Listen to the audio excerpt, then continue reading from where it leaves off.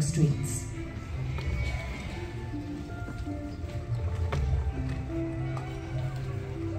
The less well-off lived in simple timber houses in and around the city. Stockholm had a large harbour with ships lying alongside quays. Several hundred crew members waited to board and sail to the Polish and German coasts as King Gustav II Adolf attempted to gain control of the Baltic Sea.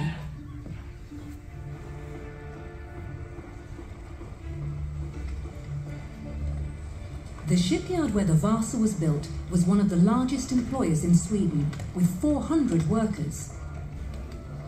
It was run by two Dutch shipbuilders, Henrik Hubertson and his brother Arend de Schroot. Henrik's Swedish wife, Margareta Nilsdotter, handled the administration.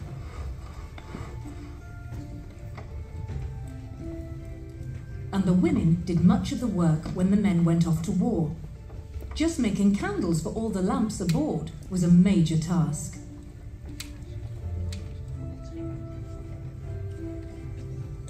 After 2 years, the Vasa was finished and ready to move to the harbour below the royal castle. She was one of the most heavily armed ships in Europe, with 64 guns on 2 gun decks, which could house up to 450 crew members.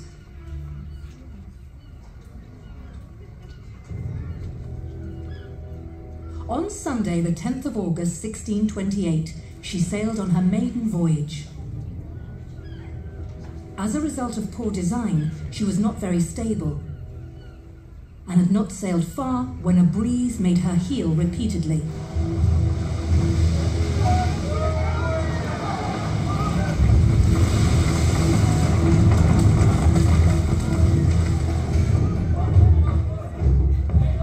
She heeled too far, and off Beckholmen, water came in through the gun ports on the port side.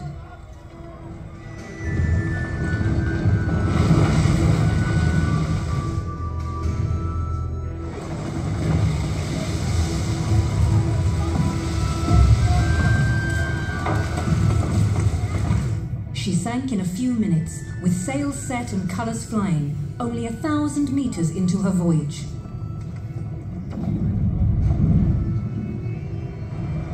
Over 30 men and women drowned. On the 5th of September 1628, a few weeks after the disaster, a Council of State was convened. Under the King's half-brother, Admiral of the Fleet, Carl Carlson Julenhjelm. But no one was held to blame. After several unsuccessful attempts to salvage the ship, the Vasa lay at the bottom of Stockholm harbour for over 300 years. It is likely that some dives to the wreck were made in the 19th and early 20th centuries. But it was in 1956 that wreck expert Anders Franzén pinpointed her location.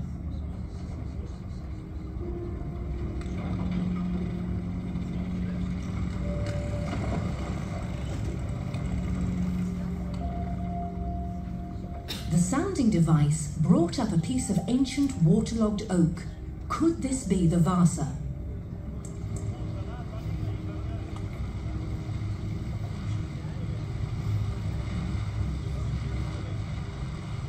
Per Edvin Felting dived to see if this was her, lying in 30 meters of water.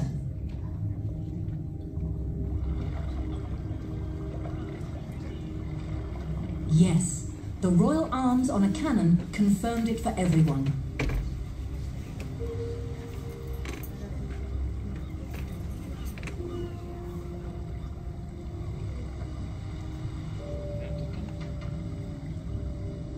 Felting and naval divers found large quantities of artifacts and sculptures from the ship in the mud.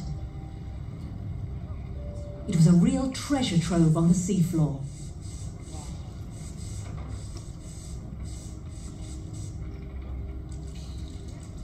Could she be recovered? Salvaging techniques in the 1950s had come a long way since the 17th century, but the basic method was the same. raise her using 2 salvage pontoons. The divers used a special nozzle to blast 6 tunnels under the ship and threaded strong steel cables through them and up to the pontoons on the surface. In 1959, everything was ready for the first lift, and the Vasa hung free on her wire cradle. Thousands of holes left by rusted bolts had to be plugged, and new hatches fitted to the gun ports before she could float again.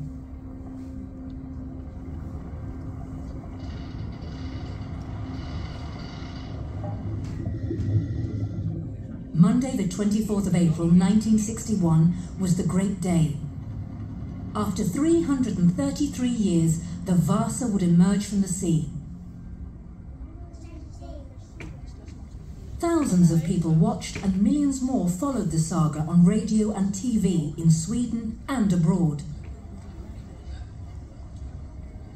Nothing seemed to happen, when suddenly a bit of a mast and a section of bulwark appeared above the waves.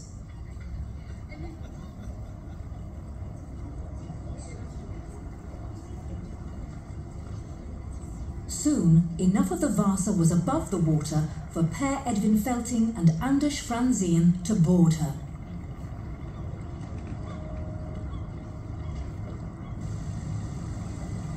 Pumps strained to empty the ship of water and mud to lighten her.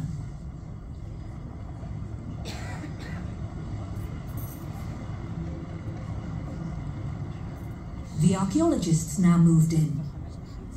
A marine excavation of this size on such an old ship was unprecedented anywhere in the world.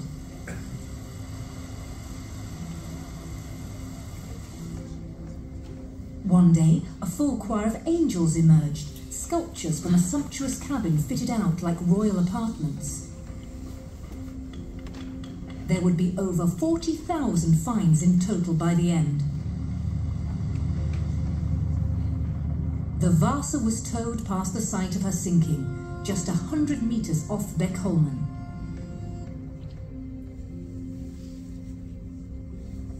As majestically as in the 17th century, she glided into the dock with a slight list.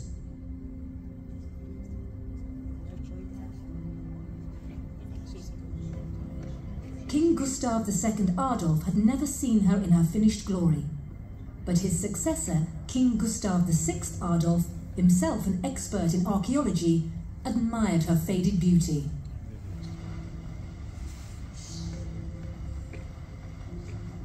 As she stands in dry dock, the Vasa is impressive. Even with the stern castle gone, she is as high as a 4-story building.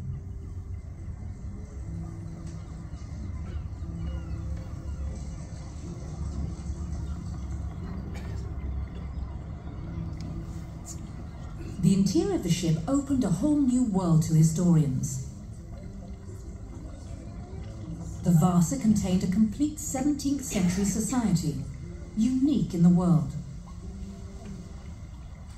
A time capsule where everything was unchanged from that fateful afternoon in August 1628.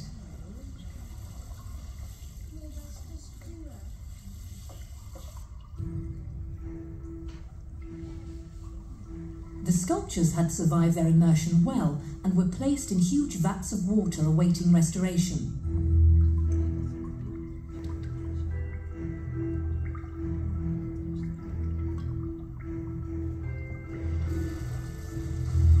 The hull of the Vasa had to be constantly sprayed with water to prevent the wood drying out.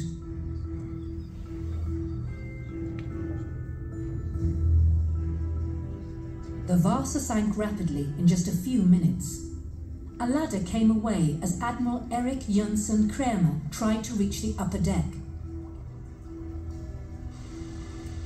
A ring, the sole goal object to come to light, was found on the orlop deck. Did the Admiral lose it as he tried to save himself in the final minutes?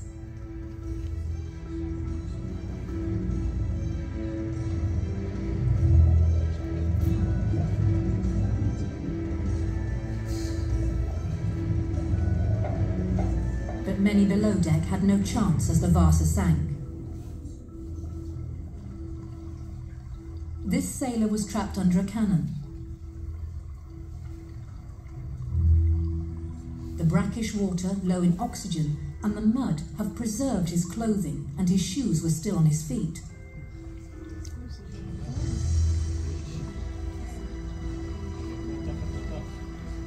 Even his hair and brain were preserved in the cold depths.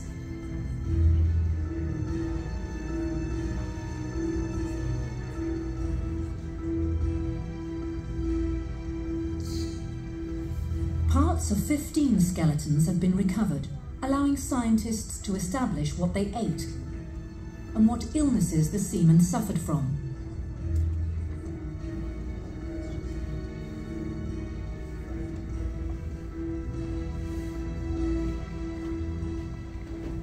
This bronze brazier, found at the lowest part of the hull, kept the officers' food warm. These expensive objects were manufactured in Germany.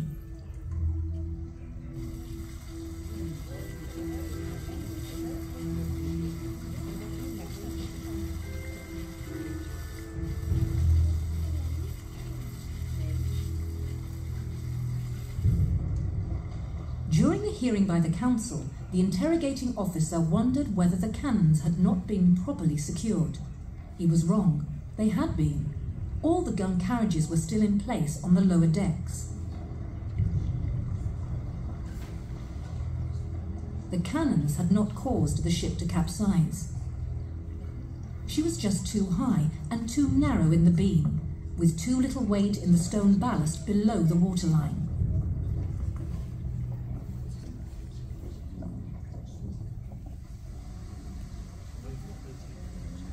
The painstaking work of preserving the hull for posterity began. For more than 17 years until 1979, the Vasa was sprayed with polyethylene glycol, as is found in lipsticks and skin cream, to replace the water in the wood.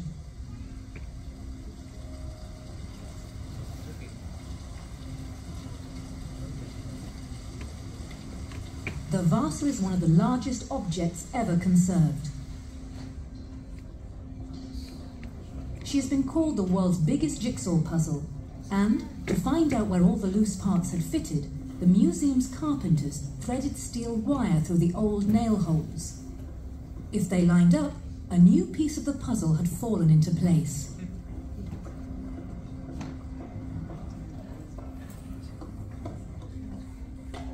Down in the hold, the 17th century still lies undisturbed. The skill of the shipwrights who joined these massive timbers and the stout planking can still be admired. Vasa's sides are almost 60 centimeters thick to withstand the enemy's shot.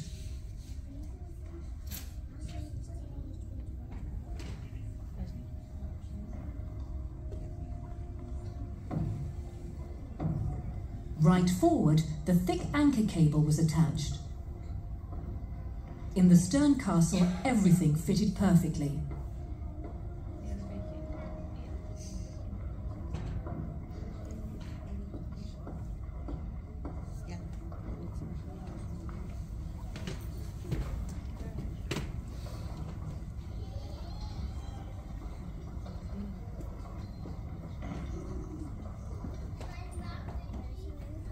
Many of the Vasa's blocks, deadeyes, and the top survived.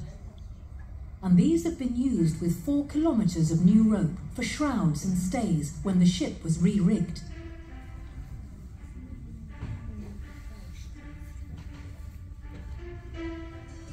The Vasa is unique. No other ship of this size and age has been preserved anywhere in the world, and she is 98% original. The 18-meter high transom is covered in sculptures, a unique art treasure.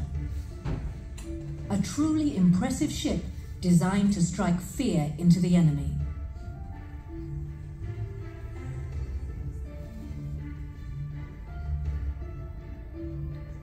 The German artist Morten Rettmer and his assistants carved more than 700 sculptures.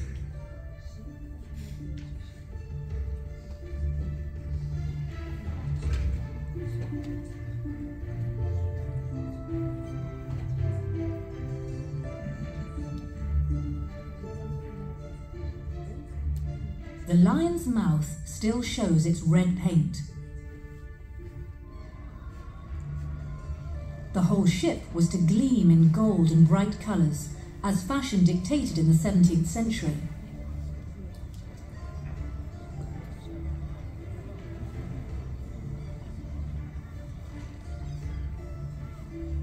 How long will we have the Vasa? Not forever. But everything possible is being done to preserve this old ship for as long as possible. This includes reducing the rust that has penetrated the wood.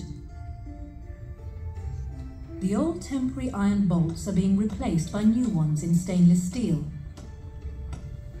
a task that will take many years.